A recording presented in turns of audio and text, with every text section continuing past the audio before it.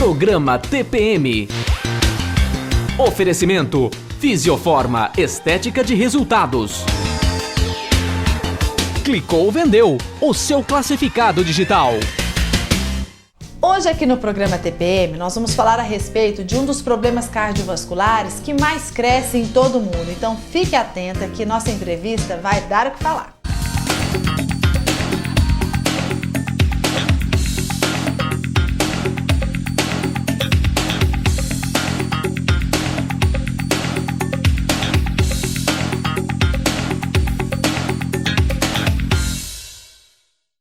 Olá, boa noite. Hoje estamos aqui no programa TPM com o cardiologista Dr. César Brigante e vamos falar sobre um assunto muito interessante. Doutor, um prazer imenso tê-lo aqui conosco. O prazer é todo meu. Achar um horário na agenda do doutor não foi fácil, não. É um prazer, doutor Brigante, o que é insuficiência cardíaca e quais são os tipos? Ou ela é só uma coisa? Não. Insuficiência cardíaca é a condição em que o coração fica inadequado para suprir o organismo das suas necessidades metabólicas. Os tecidos, os órgãos como um todo. Quer dizer, a perfusão tecidual fica inadequada. Nessa condição em que o coração está insuficiente, você tem um quadro de insuficiência cardíaca.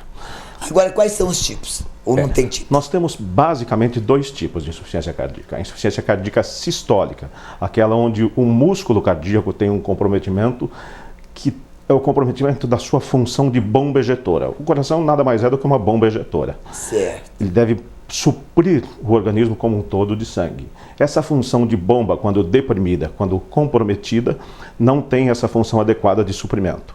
E, portanto, o coração está insuficiente. Essa é a condição sistólica. A outra condição é quando esse coração tem um déficit no seu enchimento, no seu relaxamento. E isso pode comprometer também essa função do coração. E uma terceira condição é a condição onde você tem a insuficiência sistodiastólica, onde coexistem ambas as características de insuficiência cardíaca. A sistólica, por depressão do músculo cardíaco, e a diastólica, por déficit de relaxamento, ou a coexistência de ambas. Agora, Certo. doutor, nós vamos saber nas ruas se as pessoas sabem o que leva a alguém ter a insuficiência cardíaca. Vamos assistir. É a bebida, é o cigarro, droga, tudo isso. É as pessoas que não praticam esporte e essas pessoas que comem muita gordura e só fica mais parada e não movimenta o corpo físico e tudo isso. Bom, geralmente é o estresse, né? A vida cotidiana, a alimentação errada, cigarro, maus hábitos. Geralmente é isso que faz, mas hoje em dia eu acho que a maioria das coisas está levando a pessoa a ter uma insuficiência cardíaca, né? E a idade também, né? O sedentarismo. Pois é, doutor, é uma somatória de tudo isso mesmo. E o que mais que levam as pessoas a desenvolver a insuficiência cardíaca? Na realidade, a insuficiência cardíaca é a via comum final de várias doenças cardíacas. Em especial, hoje, nós temos como causa no indivíduo, principalmente nos indivíduos idosos, a causa principal de insuficiência cardíaca é a cardiopatia hipertensiva, aqueles indivíduos que têm hipertensão arterial, controlam de uma maneira inadequada ou não controlam os seus níveis de pressão arterial e vão, numa via final, desenvolver um quadro de insuficiência cardíaca porque comprometeram esse músculo cardíaco. A outra condição mais frequente, muito prevalente, é a condição em que os indivíduos sofrem um infarto do miocárdio, por exemplo, indivíduos que eram normais, não tinham nada do ponto de vista cardíaco, certo, e num determinado momento sofrem um infarto do miocárdio. Tem uma perda muscular, uma necrose dos cardiomiócitos, uma necrose celular, perdem a função desse músculo cardíaco e desenvolvem insuficiência cardíaca. Essa é a condição, essas duas condições são as maiores causas de insuficiência cardíaca na atualidade, em especial em indivíduos acima de 60 anos.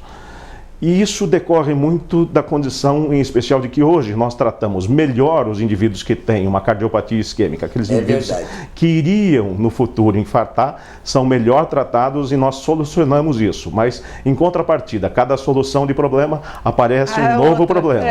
E aí, essa via acaba desembocando numa insuficiência cardíaca. Porque esse indivíduo sofre um infarto, é bem tratado desse infarto, mas pode persistir uma sequela.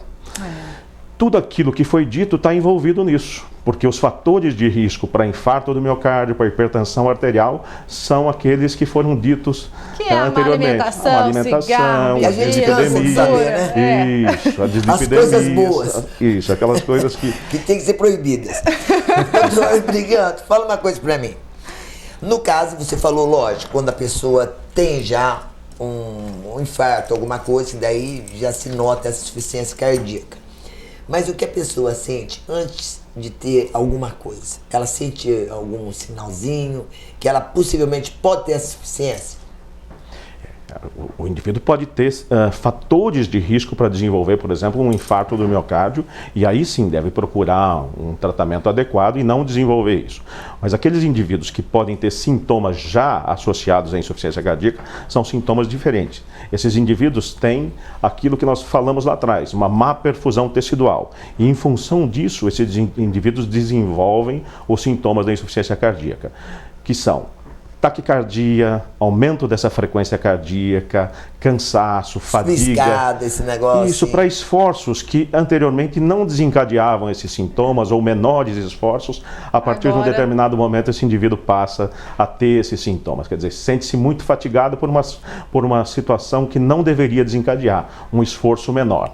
Esses são sintomas que estão relacionados a essa má perfusão tecidual. Em contrapartida, o organismo procura compensar, ele procura mecanismos compensatórios e tenta reter líquido e sal para compensar e perfundir novamente e adequadamente esses tecidos. Isso provoca um aumento do volume de líquido no organismo e uma retenção hidrossalina.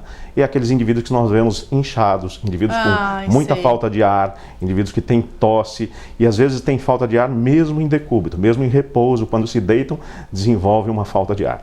Essa é a outra condição de retenção hidrossalina. Então, aquilo que o indivíduo tentando compensar o déficit dessa função ventricular, puxou mais líquido para o seu organismo, segurou mais e desenvolve sintomas de edema, de inchaço. A coisa não é fácil não, meu Deus do céu. Mas vamos lá, vamos ver o momento da nossa patrocinadora Fisioforma.